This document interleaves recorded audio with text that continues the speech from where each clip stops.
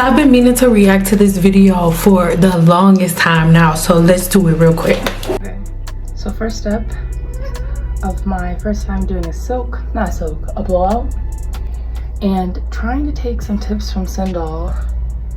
My hair, I need to detangle it, but I'm not gonna do it wet. I'm gonna do it with a tiny bit of oil and see if I get an excessive amount of like breakage or an excess of hair that comes out on the comb, whatever. So I'm gonna do that first. I'm not gonna wet my hair. I'm just gonna detangle, semi-dry. I'm gonna wash, and then I'm gonna start the actual process. Okay, so I sectioned everything off. I put the oil in already.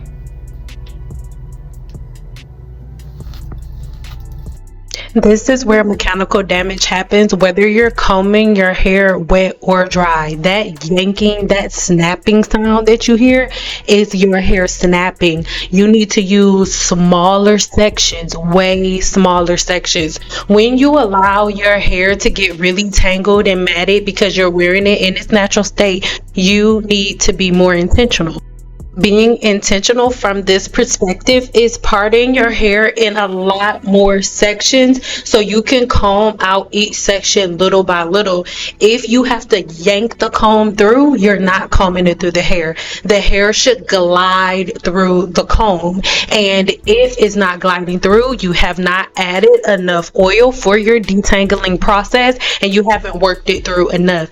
No one should hear this ripping sound as they're combing out their hair. It does not work that way. If you decide to wear your hair curly in its natural state, understand that there is a lot more work, a lot smaller sections you cannot rake through. The sound that you hear of breaking is what is happening, mechanical damage. If you hear that sound, you're breaking your ends. Let's keep going. Honestly, it's not that hard to detangle right now. I thought it was gonna be really rough because I've had a high puff in for a couple of days and I haven't brushed or combed it to get that sebum to travel. So far it's like a tiny bit of hair, but I don't know, it's not that bad. Now, it may be a lot less hair than you're used to seeing, but this is still a lot of hair for 2 days. Now, even though most people think that that's normal, and this isn't to get you to sign up for the 7-day challenge, but people who have taken my courses know for a fact that this is like not the norm for them, the amount of hair that they lose during the detangling process.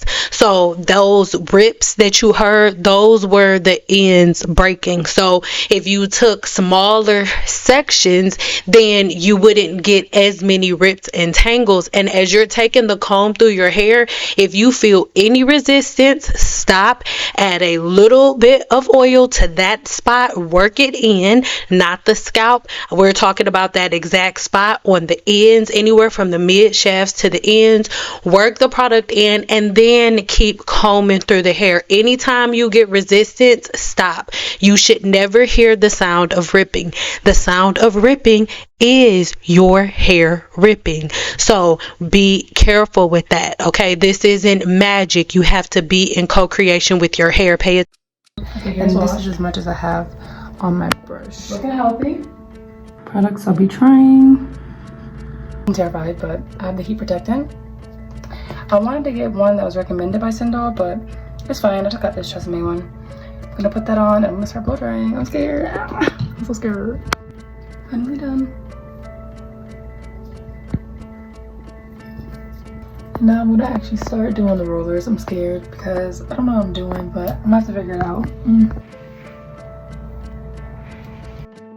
Now, most people know I'm letting you guys know whatever you want to do is what you want to do, but I do not like it when people do flexi rod sets or roller sets on blow dried hair. The term set means you've set the hydrogen bond, and you set the hydrogen bond either with a blow dryer or with a roller set or a flexi rod set. So to do a roller set on hair that's already blow dry is to reset a bond that's already been set. So it doesn't make any sense, and your hair is not going to come out looking like a roller set looks if you go from this point to a roller set thinking that you're going to get some type of definition. It does not work that way because you've already set your hair. So this is the frame that your hair is set up in. I haven't really watched all the way through, but this is the texture that your hair is set in right now. So it's not going to be any different when you put a product in.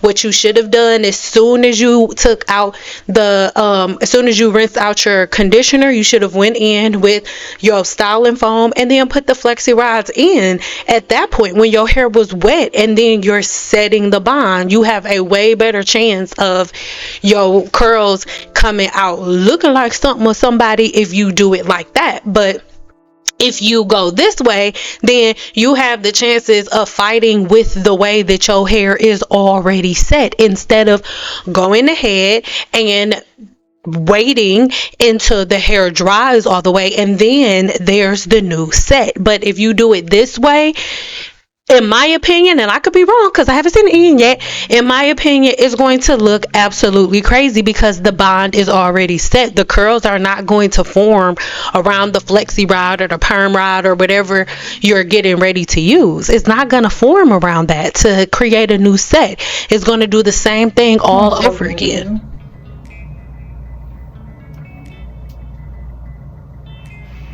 Now for the rollers.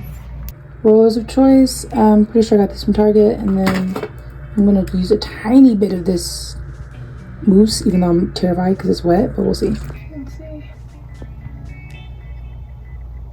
Sweatbands, just in case it doesn't, and we'll make it work. Okay, it's the moment of truth.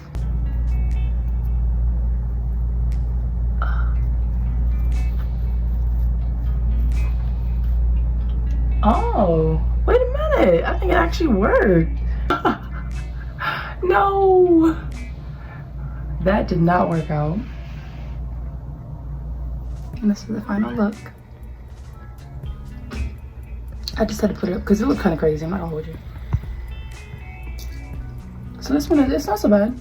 And I'll be able to brush it later and then do another style tomorrow.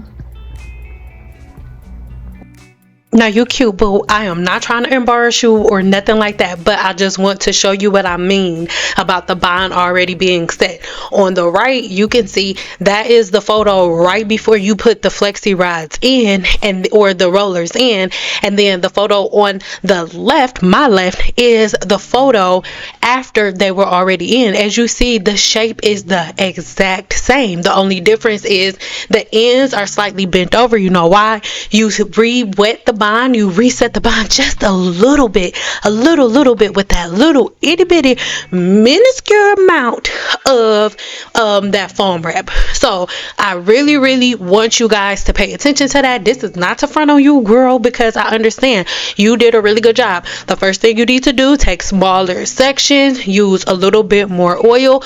Oil is the only time that I recommend oil in the hair is if you are treating some type of infection, and this most likely is prescribed to you by your dermatologist, or you are combing out knots and tangles. But this is not something that should always happen. Knots and tangles are something that happen every once in a while because players mess up. But let's be honest, if your patterns and routines are set up a certain type of way, you never need to detangle your hair. You never have matting, you never have tangles.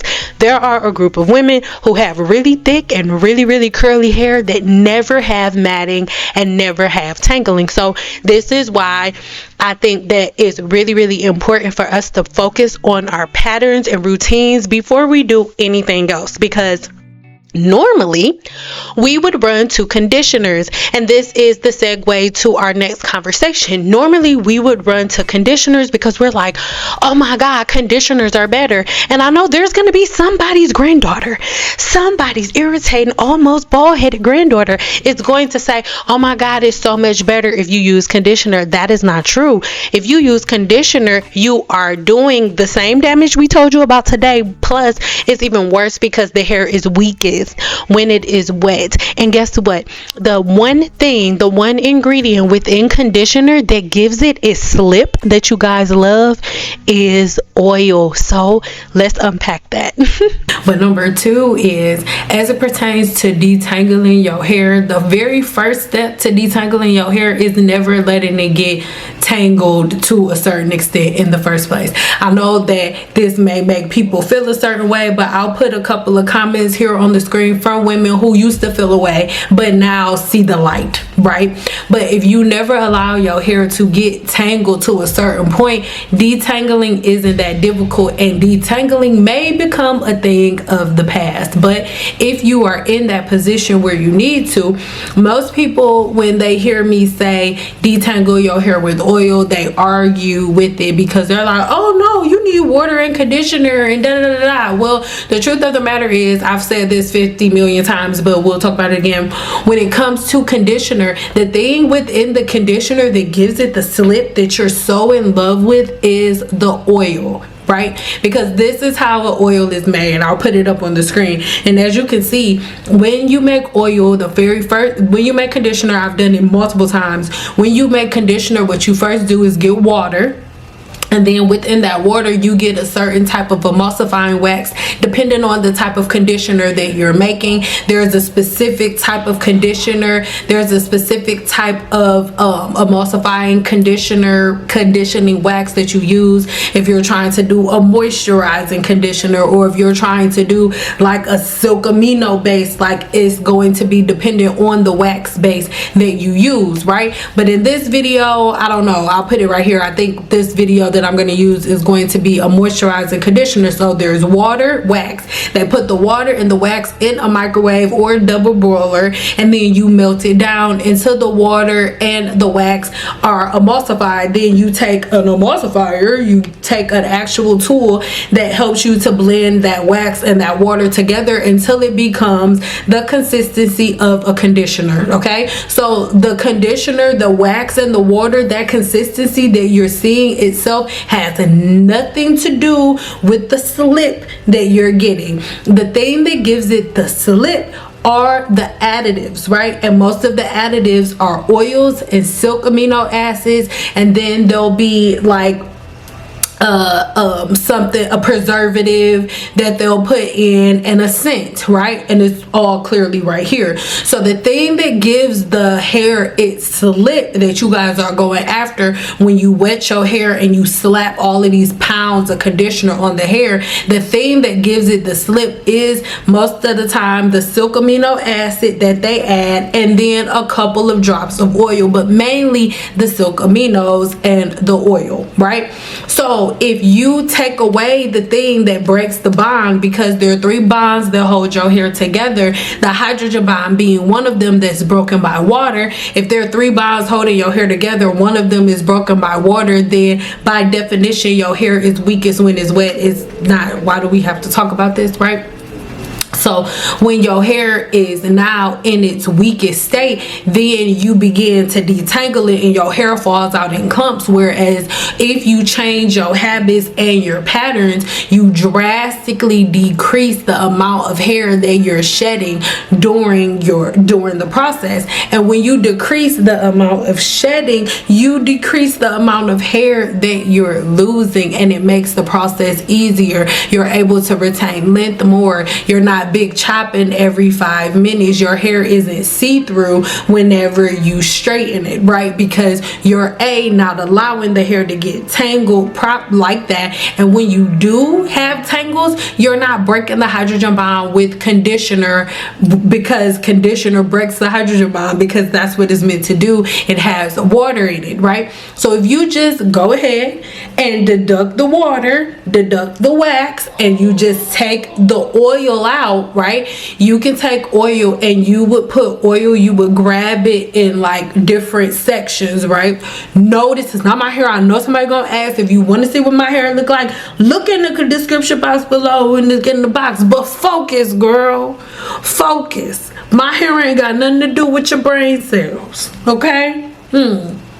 So you would take some of the oil and you would start at the ends. No, you're not putting a puddle of oil, but depending on how many knots you have, you take the oil and you rub the oil into your hair from the tips of from your ends up to like mid shaft. You don't need to go all the way up to the root for anything. You have sebum coming out of your scalp. Women want to argue about that too. I don't really care. I'm not here for that. Make sure you check the video linked in the description box below. That's the video that I'm sending to everybody who leaves that comments saying that they've been doing it all their life. I do not care.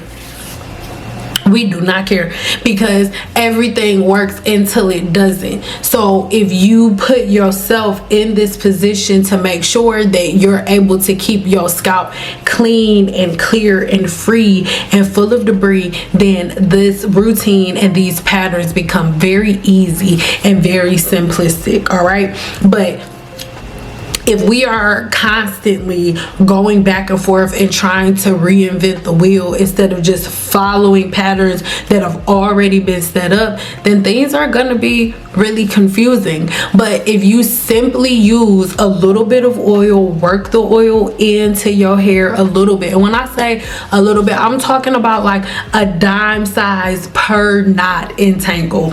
Work it in and then comb it out, and then go shampoo your hair with a clarifying shampoo, and do a couple of shampoos, at least 3 to 4, especially if you've used oil to detangle. And after you've done this, make a conscious effort not to allow your hair to get extremely tangled like that again, because it's not necessary.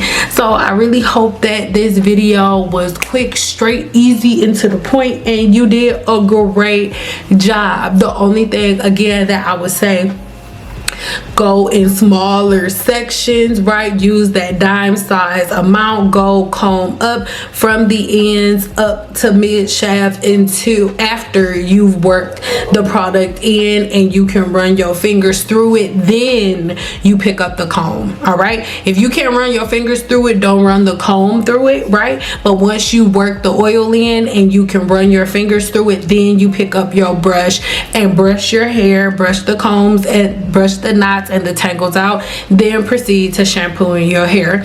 I do teach more in-depth actions to take, but all of those things are found over within the 7-day challenge or the growth cycle blueprint. I love you guys so much, and I will see you later.